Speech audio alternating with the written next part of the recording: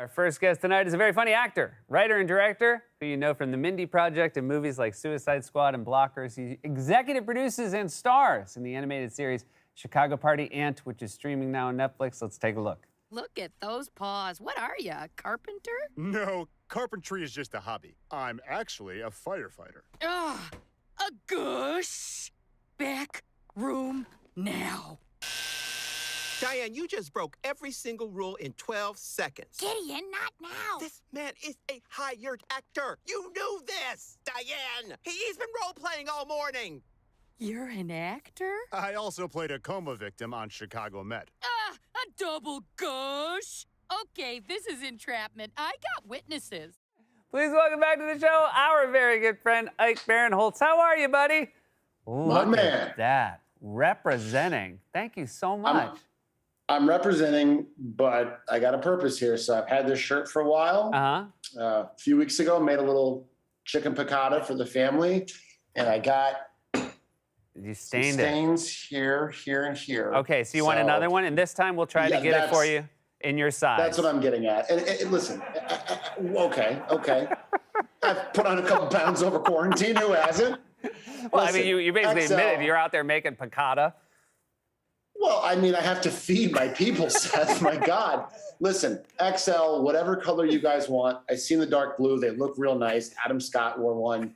I would love one of those. At your leisure, no rush. All right, thank you, buddy. I am always genuinely so happy to see you. I wish you were here in person, but I'm so very happy about this project. You are, of course, a son of Chicago, and Yes. and this is a loving portrait of Chicago people. This cartoon.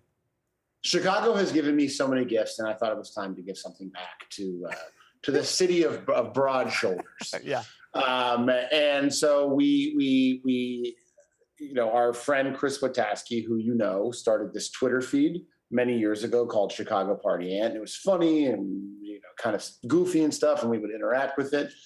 And then one day, our friend Richie Schwartz said, "Hey, I think this could be a funny animated show." And Netflix bought it. And now this insanely stupid inside joke between me and a few friends is in like 400 countries.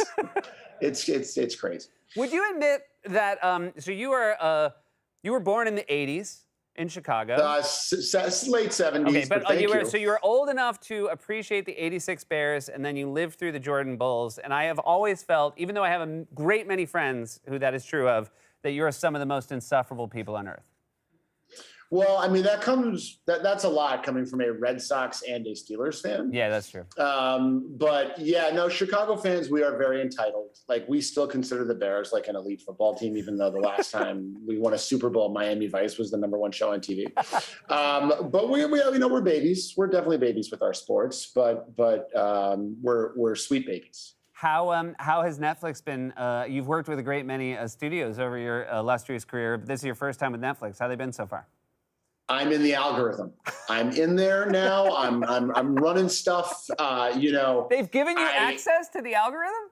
I now am the one who kind of is behind the scenes. Me and Ted Sarandos are kind of moving stuff around. It's fun. It's really cool. It's so cool that it's in so many different countries. The good thing about Chicago Party Ant, it's probably the same name in every other country. Like other countries, if the show was called like Aunt Lois, in Latvia, it'd be called Chicago Party Ant. So we just cut out the middleman. So it's great that all these different countries are going to see the insanely silly jokes we play. You of course, had your fair share of parties in Chicago over the years. And you had for a young man who wanted to be involved in comedy, you got some pretty early interactions with some legends. Yeah, well, we both went through the Chicago improv scene in the mid to late 90s, and it was super exciting just because you would, get to watch like Tina and Rachel Dratch and Kevin Dorff on stage, but you would also get like the old legends that would come back, and I got to meet Chris Farley one time. Super cool. Like, I walked into the ETC theater, like the other theater, and it was dark. And he was in there by himself, maybe smoking a joint. I don't know. I can't remember. But I got to hang out with him. And I remember thinking, like, this is it. This is the pinnacle of my career. I got to meet Chris Farley. And then like 4 months later, we were at the last act, the bar across the street, and he walked in and saw me and goes, "Do you know where my brother is?" And I was like, "Oh yeah, he's at this party." And I said to my friend from high school, "Do you mind if we drive Chris Farley to this party?" And we were driving, and he goes, I gotta pee. And we pulled out like underneath the L tracks, and I was like, "I gotta pee too." And as we're peeing, Chris is like, "Do you want to play Swords?"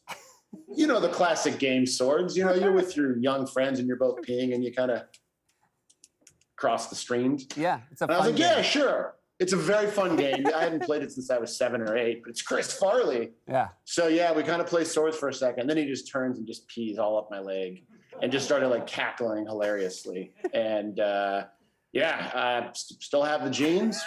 Haven't washed them, still wear them. They stink, but it's a nice memory. It is a nice memory.